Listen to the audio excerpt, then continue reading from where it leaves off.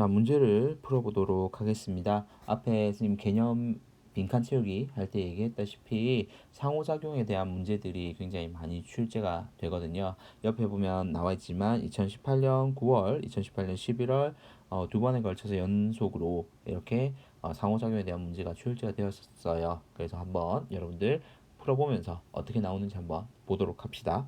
자, 14번 볼게요. 자, 그림은 지구 시스템 이루는 각 권의 상호작용을 나타낸 것이다 해서 그림의 형태가 이렇게 나와 있고요. 자, A, B, C에 해당하는 예를 한번 찾아봅시다.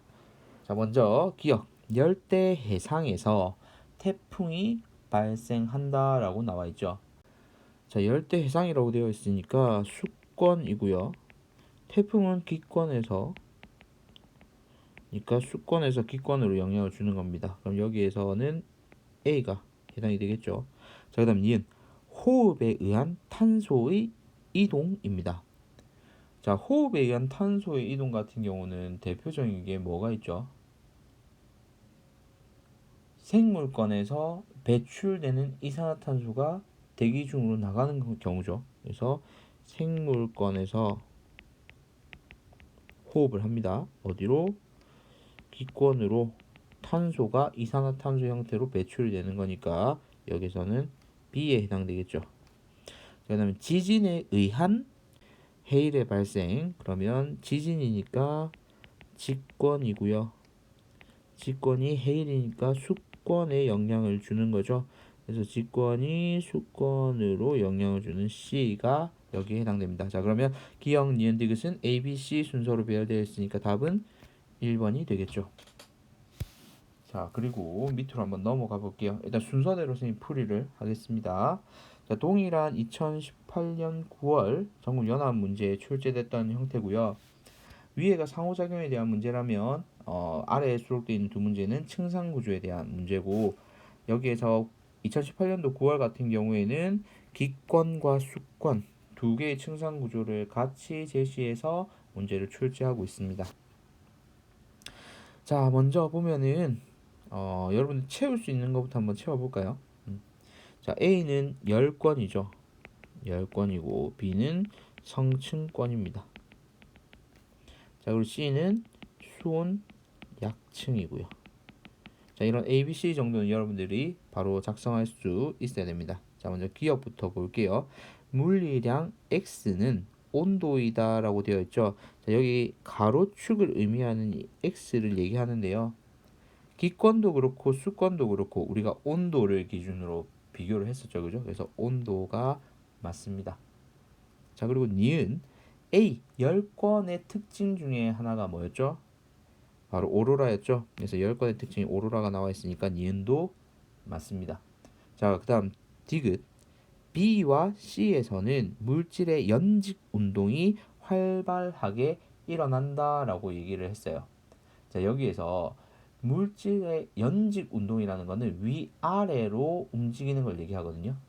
위아래로 움직인다는 걸 얘기를 하고 있는데, 성층권도 그렇고 수온약층도 그렇고 이 두 층은 굉장히 안정된 층입니다. 안정되어 있다는 게 무슨 얘기냐면 높이가 올라갈수록, 그러니까 여기에서는 기권에서는 높이가 올라갈수록 온도가 상승하고요. 그리고 수온약층 같은 경우에는 깊이가 깊어질수록 온도가 낮아지고요. 이 두 층 같은 경우에는 대류가 일어나지를 않아요. 그래서 굉장히 안정된 층이기 때문에 연직 운동 자체가 잘 안 일어납니다. 그래서 여기에 있는 디귿은 틀린 문장이 되겠죠. 그래서 답이 기억과 니은이 되겠습니다. 자, 이어서 2018년 11월 문제로 넘어가 볼게요. 자, 역시 상호작용에 대한 문제죠. 자, 여기에서는 상호작용의 예시가 나와 있습니다. 먼저 동그라미 기억부터 한번 볼게요. 자, 대량의 화산재가 분출하여 기온이 변한다라고 되어 있죠. 직권과 기권 사이의 상호작용이겠죠. 자, 그리고 니은 지하수에 의해, 자, 그럼 수권입니다. 그리고 석회암이 녹아 석회 동굴이 형성된다. 직권에 준 영향이겠죠. 식물의 광합성 결과, 그러면 생물권이 등장하겠죠. 생물권이 등장하고 산소가 대기 중으로, 그래서 기권이 됩니다. 자, 이제 하나씩 찾기만 하면 돼요. 기억. 자, 직권과 기권 사이. 그럼 여기겠네요. 그럼 여기 A. 자, 그리고 수권과 직권 사이니까 C. 그다음에 생물권과 기권 사이니까 B. 자, 그러면 기역, 디귿, 니은 찾으면 되겠죠. 기역, 디귿, 니은. 2번이 되겠습니다. 어렵지 않게 풀 수 있었을 거라고 생각이 듭니다. 자, 작년 문제로 한번 이제 넘어가 봅시다. 자, 이번에도 층상구조인데 역시나 기권의 층상구조를 제시를 해두었네요. 그래서 작년, 재작년 두 번 다 기권이 이렇게 층상구조가 제시가 됐었습니다. 자, 보면은 여러분들이 일단 A, B, C부터 채울 수가 있겠죠. A는 대류권, B는 성층권, C는 중간권입니다. 자, 먼저 기억. A에서 기상현상이 일어난다. 맞죠? 이건 굉장히 쉬운 보기입니다. 기상현상이 그냥 일어난다 까지만 얘기했기 때문에 단순한 지식을 물어보는 문제입니다. 그 다음 니은. B에 오존층이 존재한다. 맞습니다. 자, 그리고 디귿. C에서 대류가 일어난다.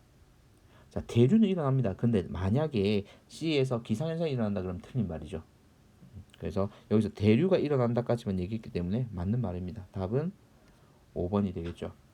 자, 이 15번 문제 같은 경우에 사실 보기가 되게 쉽게 나온 편이고요.